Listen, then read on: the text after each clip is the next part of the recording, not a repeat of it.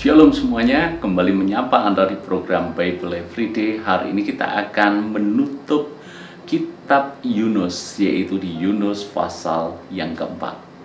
Saya secara pribadi kadangkala dibuat bingung ketika mencoba mempelajari orang yang namanya Yunus ini. Nabi ini aneh, nabi ini unik, nabi ini nyeleneh. Di mana letak nyelenehnya? Pertama, biasanya nabi selalu taat dengan suara Tuhan, dengan perintah Tuhan. Nabi yang satu ini memberontak terhadap perintah Tuhan, karena dia justru pergi menjauh daripada panggilan Tuhan. Keunikan yang kedua, nabi ini harus masuk di perut ikan selama 3 hari 3 malam. Keunikan berikutnya, hanya sekali menyerukan suara pertobatan, 1 kalimat saja dia serukan, seisi kota Niniwe bertobat, rajanya bertobat, bahkan memaklumkan seluruh penduduk Niniwe harus bertobat. Ini luar biasa. Ibarat seorang pendeta atau pembicara dalam sebuah acara KKR yang hadir ratusan ribu orang. Penduduk Niniwe diperkirakan waktu itu 120.000 penduduk. Bayangkan, 1 kalimat mempertobatkan 120.000 jiwa. Bahkan lebih hebat daripada Petrus yang sekali berkhotbah 3.000 orang bertobat. Namun justru di pasal yang keempat ini seolah kita menemukan anti klimaks dari KKR besar-besaran yang membawa ratusan ribu penduduk Niniwe bertobat. Penyebabnya apa? Penyebabnya Yunus yang dipakai Tuhan untuk membawa pertobatan justru tidak suka melihat Niniwe yang dilayaninya itu bertobat. Anda bingung? Saya pun awalnya juga bingung. Ada apa dengan si Yunus ini? Misalnya saya sebagai seorang hamba Tuhan, dan Tuhan menghadapkan saya kepada seseorang untuk saya mengajak dia bertobat. Maka ketika saya beritakan Injil dan orang itu bertobat, saya harusnya senang. Karena pelayanan saya diberkati Tuhan membuat orang itu bisa bertobat. Tapi Yunus ini beda. Ketika dia menyerukan pertobatan, dan orang Niniwe meresponi itu dengan bertobat, malah marahlah Yunus melihat pertobatan mereka. Sungguh aneh. Mari kita lihat di dalam ayat yang pertama. Tetapi hal itu sangat mengesalkan hati Yunus, lalu marahlah ia. Yang mengesalkan hati Yunus apa? Ketika Niniwe dan rajanya bertobat. Bahkan tidak hanya kesal, Yunus bahkan marah. Dan berdoalah ia kepada Tuhan, katanya, ya Tuhan, bukankah telah kukatakan itu ketika aku masih di negeriku?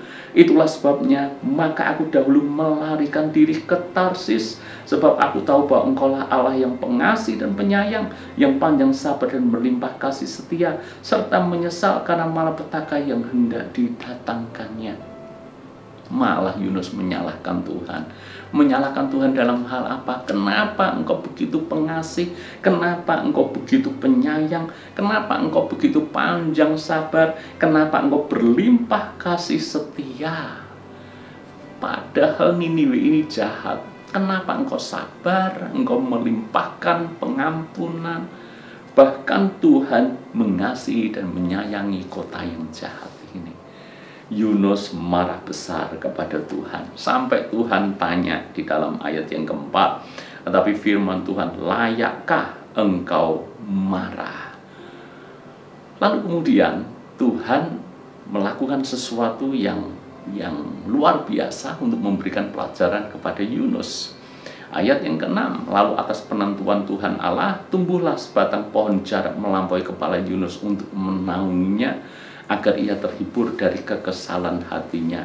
Yunus sangat bersuka cita karena pohon jarak itu.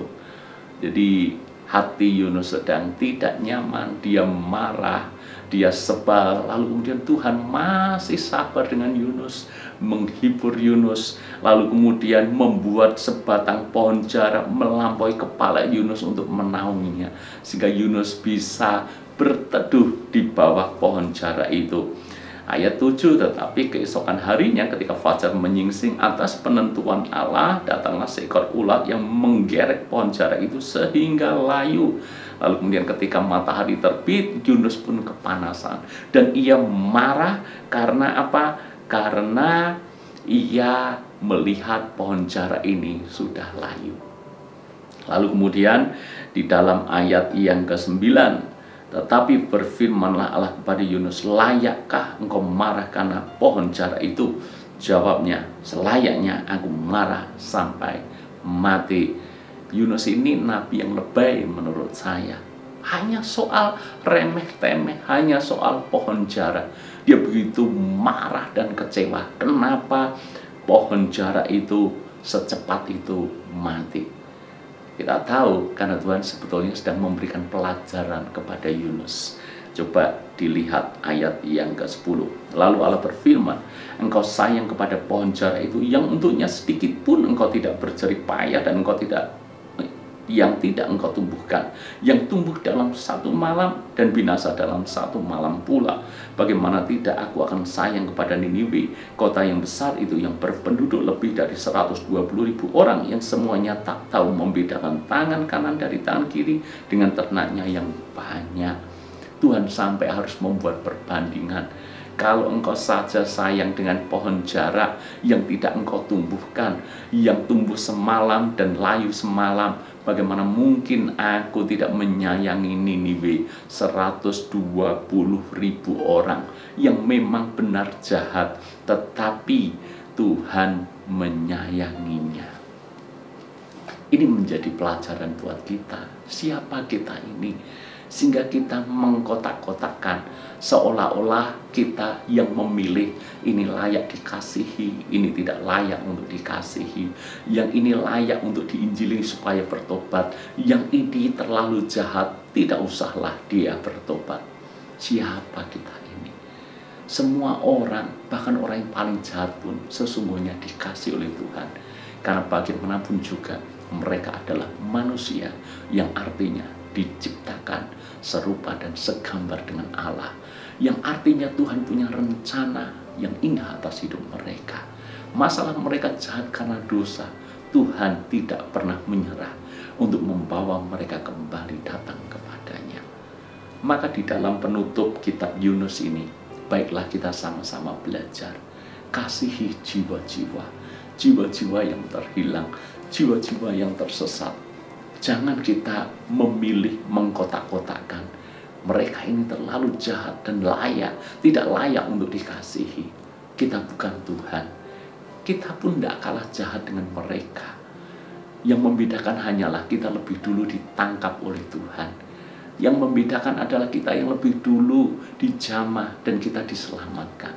Bukankah harusnya kita juga melakukan hal yang sama kepada orang-orang yang ada di sekitar kita? Tuhan berkati.